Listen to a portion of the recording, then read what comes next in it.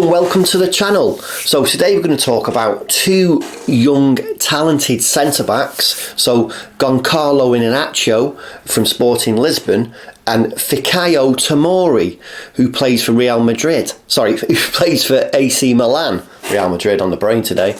AC Milan. So could they be the answer to Ten Hag's centre-back problem? So let's dive into the details and discuss what these two players and their potential transfers could mean for Manchester United. So we'll start with Goncalo Inacio. So according to rumours, Manchester United have made contact with the representatives of that Sporting Lisbon star. So Goncalo Inacio, it's thought that United are truly interested. This isn't just a rumour. It's thought they really are interested in possibly signing him in the summer. So while we already have Varane, Martinez, Lindelof and Maguire as first team options for the central defensive role, Maguire, as you know, Maguire's role at United, so he's the captain at the minute, the club captain, but his future at the club's uncertain, and that could open the door for a new transfer or a new player like Inacio. So, but while United haven't contacted Sporting Lisbon directly, right now they're just discussing a potential move with Inacio's agent, Miguel Pino. If I pronounce that right, I'm not 100% sure if I get all these non-English names right. So anyway, so Sporting are currently trying to increase Inacio's release clause. Right now it's at 45 million, and they're trying to get him to sign a new contract so they can increase that release clause, that release fee. But it's rumoured that United might try and swoop and buy him before that can happen. But interestingly, Newcastle United are also trying to sign the young Portuguese centre-back. I mean, what's his potential, the player's potential at United? So he's had a solid season with Sporting Lisbon. So he's 21 years old and he's had some impressive stats this season. So he's a good tackler, he's good at passing. So he's basically, in one game, he completed 62 passes with a 92% accuracy rate. I know that's not exactly what a central defensive player is known for, but he's also contributed goals and assists, so he has a little bit of attacking flair, so he's a bit of a ball playing centre back, and maybe that would interest Ten Hag. So in my opinion, Inacio could be an excellent deputy and competitor for Martinez going forward. I mean, he's left-footed.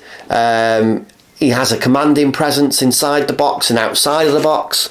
As I mentioned, he has ball-playing skills, and that could all complement Man United's squad perfectly. So, as you know, in the absence of Martinez and Varane, but really Martinez on the left of centre, Eric Ten Hag has been using Luke Shaw. Obviously because Martinez isn't available, but he would prefer a specialist option like Inacio. So in today's transfer market, 45 million euros seems like a bit of a bargain for a player with Inacio's potential. As for that kind of a bit of a race for his signature, United should have the upper hand over Newcastle in his pursuit, as a report suggests that Inacio prefers to go to a top European club, and he's already turned down some advances from Newcastle. So that's pretty surprising that Newcastle have already been talking to him, and they've already been talking to Sporting Lisbon, but the player has no interest in going to Newcastle United. Does he have an interest in going to Manchester United? That I can't tell you. I've been looking into different resources, trying to find out whether there's anything about what he said about Manchester United, and there's absolutely nothing. So we can't really form an opinion on that. So anyway, what do you think of that player, Inacio? Could you see him? So his full name is Goncalo Inacio.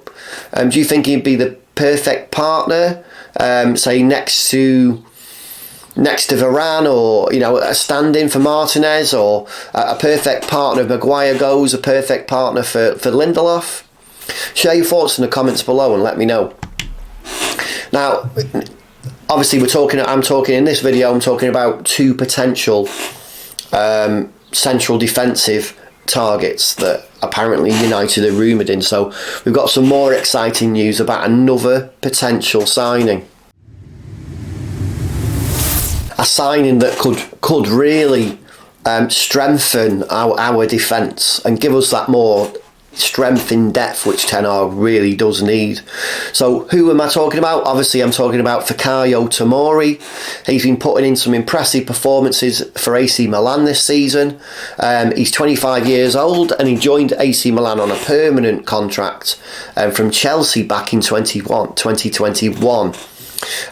He'd been having a bit of a bad time and he couldn't gain a first team regular performance for Chelsea, so he moved from West London back in 2021. So since then he's gone on from strength to strength in Italy, proving that he is a consistent performer at centre back, at the heart of Milan's defence.